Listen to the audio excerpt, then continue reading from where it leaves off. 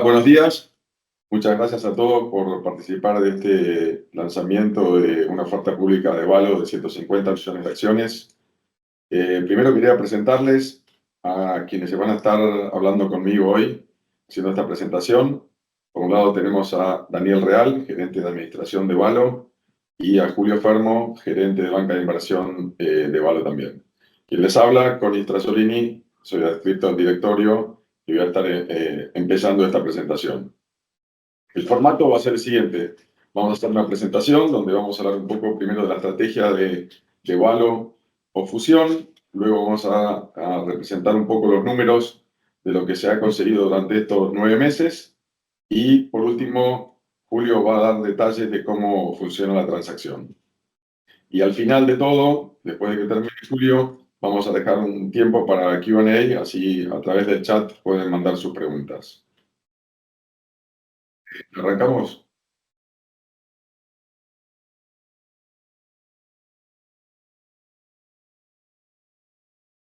La colocación de acciones tiene básicamente como colocadores y organizadores a Balance, Valo y Alaria, y organizadores y colocadores a Latin Securities y Puente.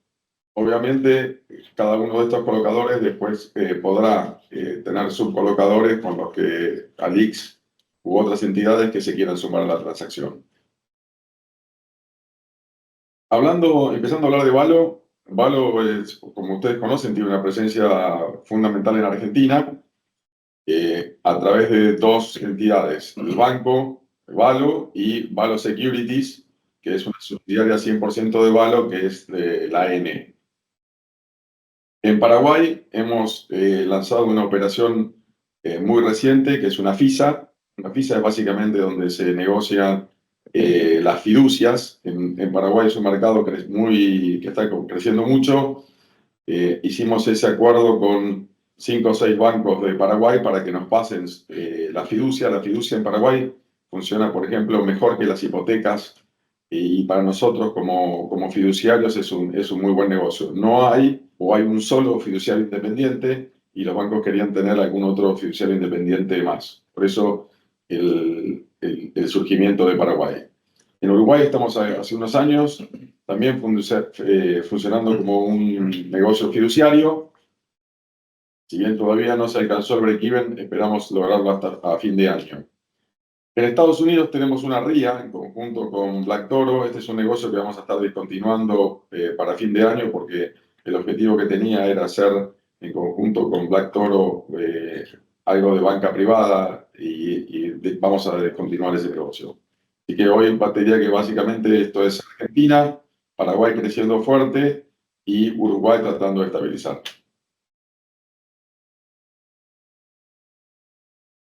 Yo diría que este es el slide más importante para ver qué era Valo hasta el 2024 y cómo se transformó Valo durante el 2025 a raíz de la fusión con Columbus. Si ustedes miran Valo durante el 2024, era un negocio que básicamente tenía en su activo títulos públicos, prácticamente no tenía clientes de lending y tenía como negocios principales la fiducia y la custodia de fondos de inversión. A partir de la fusión en enero con Columbus, el banco se transformó y hoy tenemos, si bien tenemos algo de títulos públicos en la cartera, porque como un banco ya diría normal, tenemos un negocio de intermediación financiera del sector privado que creció mucho, hoy es más del 50% de los activos. Un negocio de sales and trading que existe a partir de la fusión, que básicamente está representado por el negocio que desarrolla la N, Valo Securities.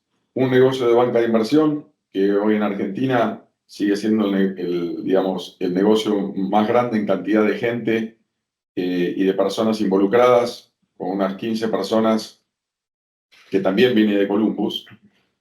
Y 2 negocios nuevos que se han agregado a partir del desarrollo de lo que es la banca corporativa tradicional, que es negocios internacionales, comercio exterior y cash management. Esto se ha logrado a través de la adquisición de personal muy capacitado que hemos básicamente reclutado de otros bancos.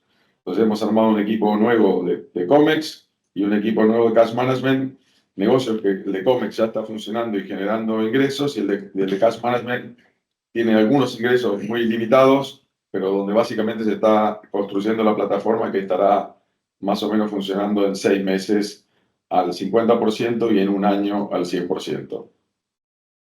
Todo esto que ustedes ven acá va a repercutir en cómo, cuando Daniel Real les explique cómo han migrado los ingresos, se va a entender que esto ha tenido buenos resultados. Esto significó no solo un cambio de negocio, sino un cambio de cultura fuerte en el banco, ayornándola y básicamente enfocando a ser un banco corporativo institucional integral, que es nuestro objetivo. Este slide lo que representa es lo que nosotros quisimos lograr con esta transformación, es tener un banco que pueda funcionar en una Argentina cíclica, tanto en un ambiente estable como en un ambiente, yo le diría, político y económico más volátil. Donde en un ambiente de crecimiento, básicamente tenemos el negocio de banca de inversión y el negocio de lending que crecen fuertemente.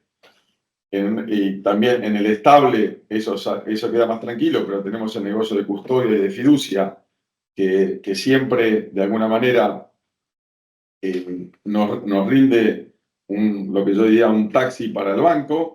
Y por otro lado, en el negocio de recesión, el negocio de custodia y de fiducia se achica un poco, pero el negocio de trading es el que de alguna manera compensa, por un lado, digamos, con volatilidades más grandes, y el negocio de banca de inversión, que se cambia de pasar a un negocio de emisiones de capital, emisiones de equity, perdón, de deuda, o M&A a un negocio de reestructuraciones. Con esto creemos que el banco está preparado para mantenerse en una Argentina que pueda tener ciclos buenos como ciclos no tan buenos como hemos vivido en los últimos años. Acá le paso la palabra a Daniel para que les explique los números del banco. Bien, gracias Connie. Ahí, en primer lugar, abordar el banco desde algunas métricas relevantes. Si nos focalizamos en indicadores de activo, depósitos y patrimonio neto, ya podemos ver a nivel general el crecimiento del banco en este último año, ¿sí? Con activos creciendo en términos reales por arriba del 10% comparado contra el mismo trimestre del año anterior, y un patrimonio neto que también ha evolucionado favorablemente de la mano de la fusión con Columbus, de la mano de reservas de resultados, aún siendo un banco que no ha dejado de pagar dividendos durante todos los ejercicios. Vale la pena mencionar que se ha logrado también en términos de rentabilidad por el lado de margen neto, un margen que está calculado como resultado neto sobre ingresos netos. De manera que ese 20.5 es uno de los ratios más importantes y en mejor comparación con otros bancos, estamos dentro de los primeros lugares. Esto se refleja en el ROE finalmente, un ROE de 20.8. Acá me gustaría que recordemos esta cifra para más adelante con los números, 20.8%, casi 3% arriba del ROE registrado el año pasado, pero acá vale la pena destacar que este ROE proviene de esta paleta de negocios que recién describía Connie y que vamos a ver ahora un poquito más adelante. Para cerrar en términos generales, la medida de eficiencia, que para nosotros es relevante, en 35.5%, medido como gastos sobre ingresos netos. De manera que es una medida a seguir y que si la comparamos con el año anterior prácticamente no tuvo variaciones, levemente 2.2 arriba. Ahora veamos de dónde surgen estas métricas entendiendo el balance del banco. Por un lado, si vamos por los activos del banco de nuevo, mirando a cómo era hasta el año pasado, cómo es este año 2025 por fusión, tenemos que hasta el año pasado casi el 90% del activo estaba alocado en sector público, Banco Central, de acuerdo a cómo se iban dando las circunstancias. 2025 nos encontramos con un banco en donde sigue teniendo una participación del sector público, pero significativamente menor. Está relacionado desde luego a, como cualquier banco, encajes regulatorios que se hacen a través de títulos públicos, márgenes de liquidez. Pero lo más relevante es haber pasado del 11-12% de financiamiento al sector privado a estar arriba del 60% en la composición del activo. Por supuesto, no hay que perder de vista como banco los recursos que hasta el año pasado estaba focalizado en depósitos y patrimonio neto. Ya 2025 hay un mix de depósitos que internamente empieza a privilegiar algo más en los depósitos a plazo y, como es en conocimiento del mercado, hemos sido muy activos este año en la emisión de 2 series de obligaciones negociables que también vienen a dotar de algo de sustentabilidad o de estabilidad del fondeo del banco. Bien, esta distribución del activo ahora vale la pena verla en términos de generación de ingresos netos. Si nos focalizamos en el gráfico de la izquierda primero, vemos un Valo generando ingresos netos de la mano del sector público, principalmente, algo más de los negocios tradicionales, custodia y fiducia, pero el resto casi sin peso relativo.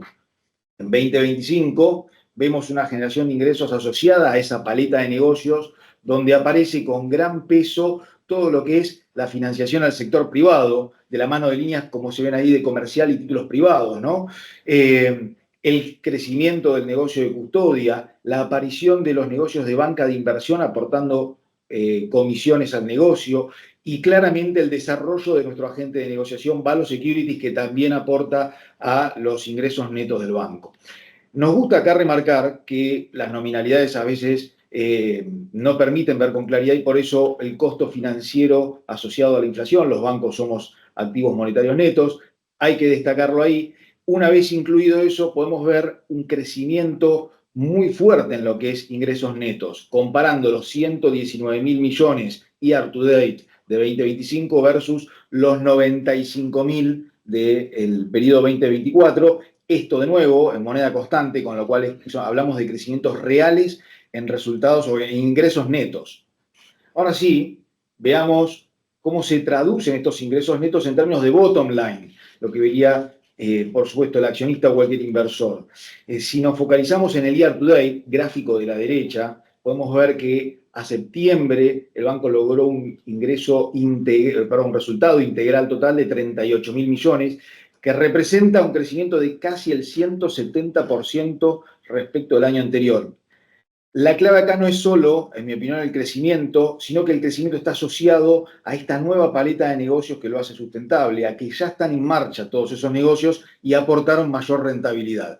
Si fuéramos solo al gráfico de la izquierda, como detalle, que fue solo el tercer Q, que ha sido un Q claramente muy desafiante para la industria financiera, hoy viendo ya todo lo que se ha publicado, bueno, en Valo logramos aún en ese escenario un crecimiento Q contra Q de casi el 60%. Bien, habiendo recorrido el bottom line, no queremos quedarnos solo con la mirada interna, solo Valo, sino que nos abrimos y decimos, bueno, ¿cómo estamos respecto de comparables, respecto del mercado? Y acá podemos ver en primer lugar medidas de eficiencia, como es la de depósitos por empleados, donde estamos en 4.870 millones de depósitos por empleado, quienes nos siguen realmente bastante lejos en términos de eficiencia, CMF, BIN, con medidas que están cerca de los 2.500 millones.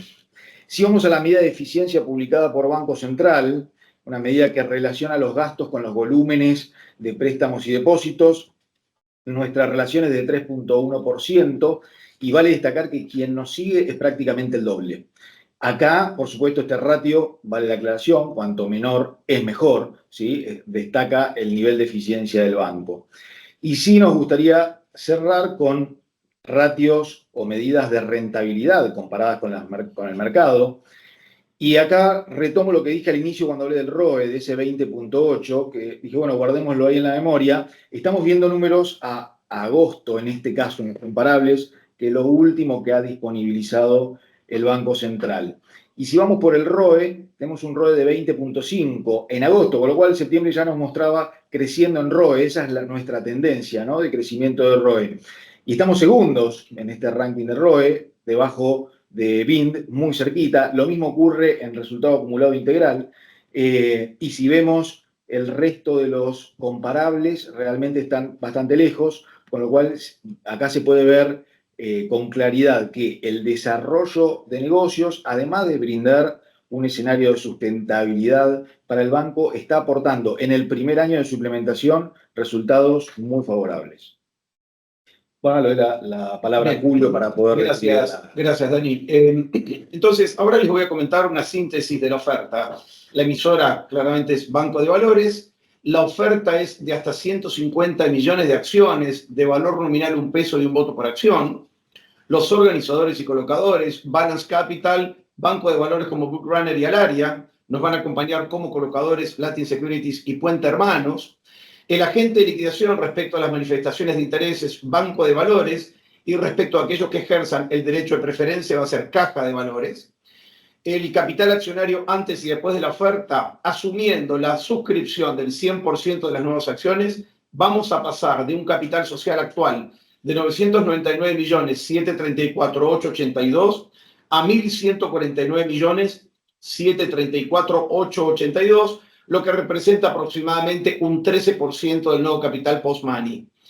Respecto al derecho de preferencia, cada acción existente va a otorgar un cupón.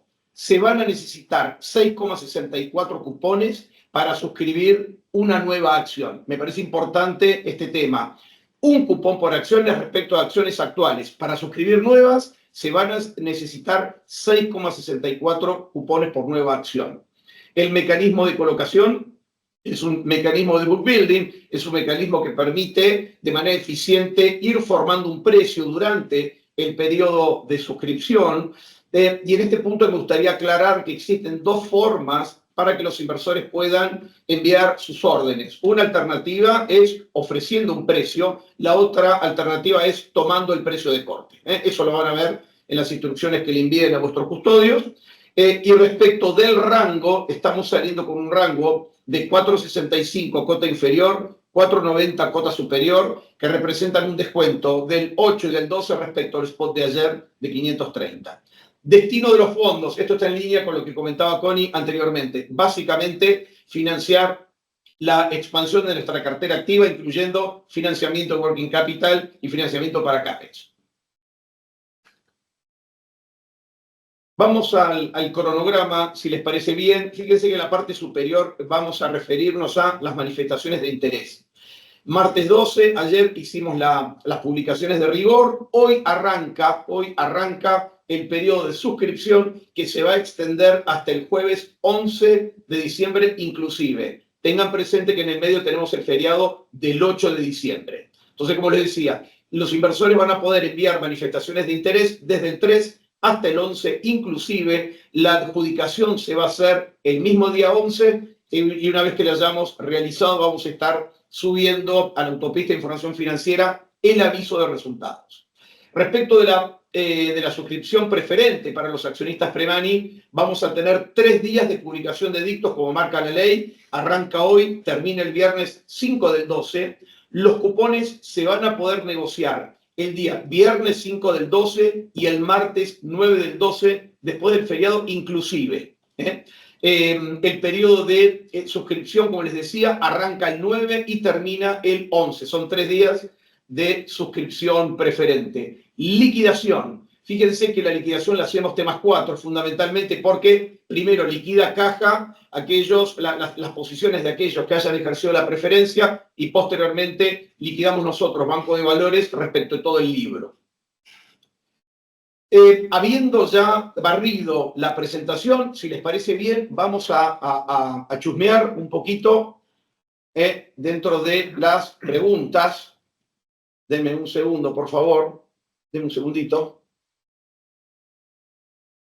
Vamos a una primera pregunta, si les parece bien. Pregunta 1. Valo creció a un ritmo por encima de sus peers. ¿Cómo va a ser Valo para sostener este ritmo de crecimiento? Connie, ¿la tomas vos? ¿Ahí está? Sí, gracias. Bueno, evidentemente cuando hicimos la fusión de Valo Columbus, una de las razones por las cuales se hizo es que veíamos que había un balance del banco que estaba subutilizado y eso de alguna manera nos permitió crecer, digamos, tanto en la base de dólares como en la base de pesos de una manera importante o por encima de la media del mercado y partiendo de pocos clientes crecer una cantidad de clientes importante. Entonces, entiendo la pregunta y entiendo si, bueno, esto se creció muy fuera de la media, muy por arriba de la media, ¿cómo va a continuar esto más? La realidad es que vemos que todavía existe, como si lo comparáramos con una fábrica, capacidad ociosa en el banco para seguir creciendo, tanto en sus depósitos en dólares, de los cuales tenemos una base muy importante que todavía no está utilizada. Nosotros, nuestro objetivo es crecer. Hoy tenemos riesgo de crédito casi cero y nuestro objetivo es seguir así, con lo cual tenemos para crecer, pero no vamos a desembolsar esto de un día para el otro. Con lo cual yo diría que tenemos entre un año y medio más para seguir creciendo fuera de la media del resto del sistema. En el caso del balance en pesos, el leverage que tenemos hoy es cercano a 6, la media del sistema está por 8, con bancos que están cerca de 12. Nosotros teníamos todavía darle 2 vueltas más al capital actual, más el capital nuevo que estamos poniendo, todavía nos va a dar un crecimiento importante en el balance en pesos también. ¿Qué significa eso también? Que también vamos a poderle darle con este aumento de capital, más capital a la N, para que también un negocio que es bastante rentable pueda seguir creciendo. Ahí tenemos un límite por vinculada, y al aumentar el capital se nos libera también la posibilidad de seguir apalancando ese negocio. Así que creemos que tenemos, como les dije antes, un año y medio donde vamos a crecer a tasas diferenciales con el resto del sistema, y pasado esto, agotada la capacidad ociosa, tendremos que probablemente nos emparejemos con el sistema y tendremos que crecer más o menos como el resto, independientemente de que vamos a adquirir alguna otra línea nueva de negocios. Bien, bien, excelente, Connie, gracias. Hay una pregunta acá. ¿Pueden repetir el rango de precios y si hay algún precio indicativo? Precio indicativo 4.80, rango de 4.65, cota inferior, 4.90, cota superior. ¿Alguna otra preguntita? Acá estoy viendo. El banco espera que la liquidez de la acción se incremente sustancialmente a partir de esta emisión. ¿La tomo yo, Connie? Sí, sí, a ver, la realidad es que la liquidez depende de un montón de factores, ¿no? Para arrancar, depende mucho de cómo se conforme el libro que resulte finalmente adjudicado, ¿no? Qué porción institucional, qué porción de mediano y largo y qué porción del retail. Ahora, claramente, dentro de la vocación del banco de hacer esta ampliación de capital está el hecho de incrementar la liquidez. Pero de todas maneras, quizá lo más relevante para aumentar la liquidez es el atractivo que pueda generar nuestra acción en el público inversor y lo que comentaba Tony, ¿no? Ese potencial de crecimiento que tenemos y que, digamos, y que va a generar seguramente un gran desbloqueo de valor en el futuro. Por lo pronto, adicionalmente a esto que acabo de comentar, estamos trabajando en la ampliación, digamos, del conjunto de entidades que nos brindan cobertura de research, y en esa línea designamos como responsable de relaciones con el mercado a Ale de Nevares, con muchísima experiencia en mercado de capitales, tanto doméstico como internacional, con muchos años en Wall Street, con lo cual creemos que todos estos elementos combinados van a favorecer la liquidez del papel en el mercado secundario.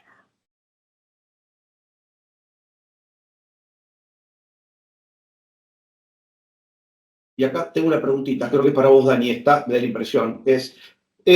Pregunta, ¿ven riesgos en la evolución de eficiencia? Ok. A ver, como comentamos durante la presentación, para nosotros la eficiencia es un pilar que siempre monitoreamos y sobre el cual trabajamos.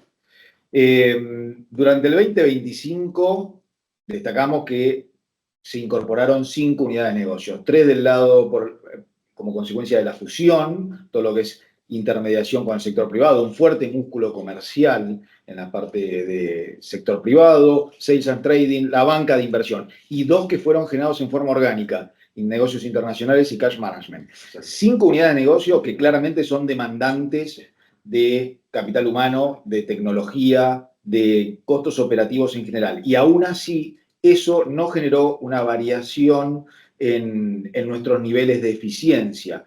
Con lo cual, la verdad que estamos muy confiados y somos optimistas en mantener o aún mejorar los niveles de eficiencia en este proceso de expansión que se ha llevado a cabo durante el 25 y en lo que queda por delante, ¿no? Bien, bien. Después hay una pregunta que es si tenemos algún color respecto de lo que potencialmente puede llegar a ser ANSES. Sí, la respuesta es sí. En las charlas que hemos tenido preliminares con el ANSES no solo va a suscribir, sino que manifestó su voluntad de incrementar la participación. Les vuelvo a repetir, es una charla informal que tuvimos. Creemos que va a acontecer, pero no lo podemos asegurar hasta que no aparezca en el libro. Bien, bien. No estoy viendo más preguntas en el... a ver, déjenme ver. Bien, bien. Política, tenemos una pregunta sobre política de dividendos. Si tienen en mente una política estable de dividendos o si las proyecciones de crecimiento llevan a que el dividendo se encuentre bajo revisión.